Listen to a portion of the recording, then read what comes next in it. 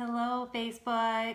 So happy to have you here, whether you're watching live or you're in the replay.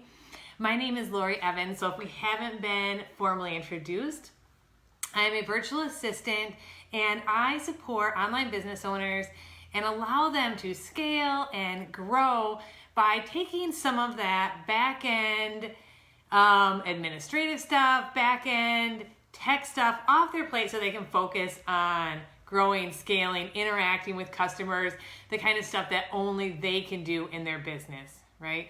Because there's a whole bunch to your business and there are certain parts that you need to do, that you need to focus on, and there are some things that aren't in your zone of genius or that just take up too much time that somebody else can do, and that's where I come in. So today I want to talk about one tool that I feel is so vital in saving you both time and money in your business. And so I know for myself, and I know for the business owners that I talk to, that the reason you get into this, I mean, there are a lot of reasons probably, right? We all have like big whys when it comes to our entrepreneurial journey. But so often I hear people basically say something along the lines of, I want more freedom. That's why I'm an entrepreneur and that's why I'm not working for somebody else. So I want to be able to go on a field trip with my child without having to sell my soul for a sick day, or I want to be able to work from anywhere in the world, right? This is Planet Internet, so as long as you've got a Wi-Fi connection or even a phone signal, a lot of the times, you can literally work from anywhere. I know entrepreneurs who are working from their RV all across the country, from Bali, from Mexico.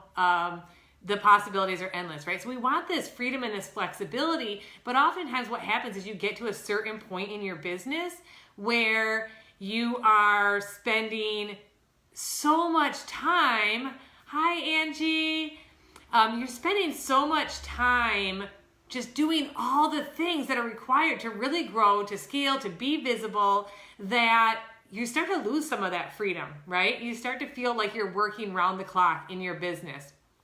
And so I just want to talk about one tool that I think is really vital and that can help you to streamline things so that you save yourself money, right? Because you can put more effort into what matters, which is clients and sales and billable time.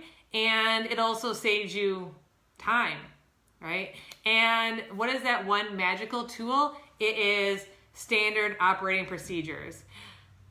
And it's like so overwhelming almost to say, right? I think that when I first came into the business world and I heard standard operating procedures or SOPs, it was like, what came to mind was like these thick employee manuals or like really in-depth, tutorials on exactly what needs to happen. What happens if one day I have a heart attack on the job and who's going to take over? I think that they can sound really complex and it can sound really overwhelming. And that's why I just want to kind of like break it down just a little bit, explain to you how it could maybe be something that you really need and not something that's like way out there for like the bigger business people, and how it can be really easy. So first of all, why do you even need these SOPs? First of all, what I often hear as business owners are coming to me, as they're getting to that point where it's like they've got too much on their plate and they need some help, they're like, I need help, but honestly, like, I don't even know if I could explain to somebody else how to do everything. It's all in my head. I have all these things I do every day, every week. How do I get somebody else on track to where they can do them for me when it's all up here? It's going to take me so long to even train this person that it's not going to be worthwhile. Okay, that's where, thanks. That's where these SOPs come in place. Basically, all an SOP is just like the step-by-step of how you do what you do, right? So, for an example, every week you may create social media graphics and social media posts that go onto your different channels, onto your IG, onto your Facebook. All an SOP is going to break down exactly how you do that. Like, I have these templates created in Canva. I rotate through them. I change the wording to match with my Facebook Live that I did for the week. These are the steps that I do. And you may have other things that you do. You may update your It's so hard. I think, like Andrew said, it's very hard to explain what needs to be done, but it doesn't need to be. And that's kind of what I'm going to talk about today, just a little bit anyway. So all of this is a step-by-step. This is what I do for each individual task. When I onboard a client, right? So I have a course that I sell, and every time a new client joins my course, I do these steps. They sign up, I get an email notification, I send them out a welcome packet, I send them a personalized handwritten card to welcome them to my group program, and I go through and make sure that everything's correct and that they've gotten an invitation to the Facebook group. I make sure I accept them to the Facebook group. You know, whatever, you've got these steps that you follow. Right now it's all in your head. And if you can get it down into these SOPs, then it's no longer just in your head. It's something that you can train somebody else on.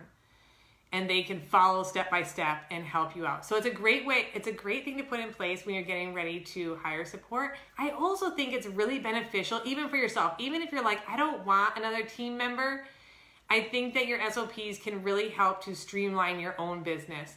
So for example, there might be something that you do, not all the time, but it's like, let's say once a month you've got to do something.